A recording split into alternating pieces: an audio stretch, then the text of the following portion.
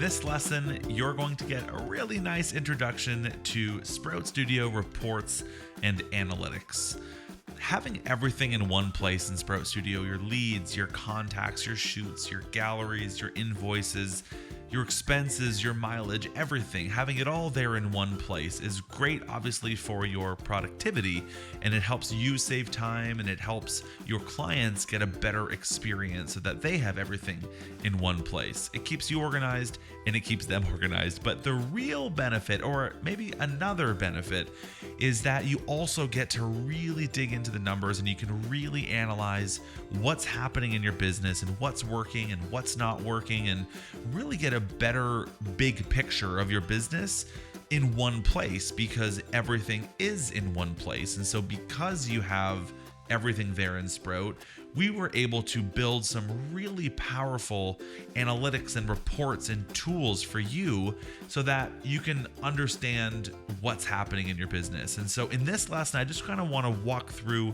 the structure of reports, and then we're going to have a lesson for each one of the reports to dive into it to better understand exactly what you're seeing in that report or in that analytic. So let's hop in here. I've just got the business health report pulled up, which is the first report that we have here on the left-hand side. And I'm not going to walk through what all of these things mean, because again, we're going to have a lesson that's dedicated just to the business health report.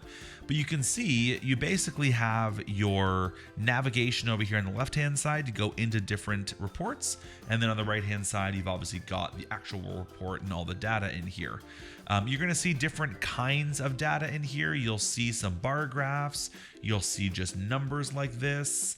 You'll see some pie charts down here to kind of break down other data. If you go on to some other reports, like the one I have here, I have the income report. You'll see a table that kind of shows you an actual table of some of these numbers and the breakdown depending on what it is. But you're going to see a lot of different kind of data represented in a lot of different kinds of ways. Basically, we've built these to give you as much information as possible, and then you can sort of filter it down from there. And so speaking of filters, every single page in reports has this top gray bar here. And let's just kind of walk through what it is, because it becomes really powerful for breaking down the data and reading it the way that you want to read it.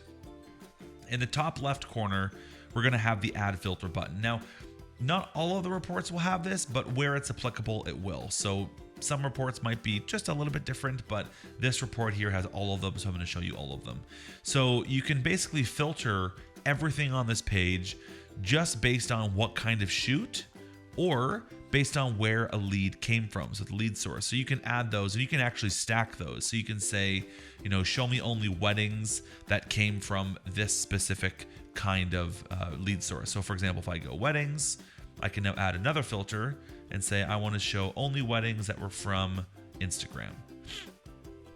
And so you can, again, we go back and do all this number crunching and everything, and there may not be some data to show for certain numbers, but this basically lets you break down and really understand what's happening in your business with as much granularity as you'd like. So you can just click X to remove those filters there.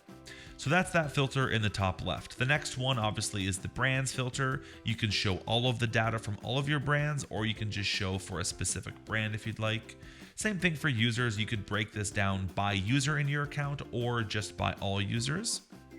If you're charging more than one currency, you can break it down based on what currency you've added into your account here. And the last one here is just the date range. So this is going to show you data based on different date ranges. And we've got some presets built here. We always have a default selected, but that kind of lets you break it down based on, this year versus last year, and so on and so forth. And so that's kind of just a quick run through on the structure of reports and showing you, how all these controls work and how you can really use these powerful reports to dig in a really simple way and start to really analyze and understand what's happening in your business.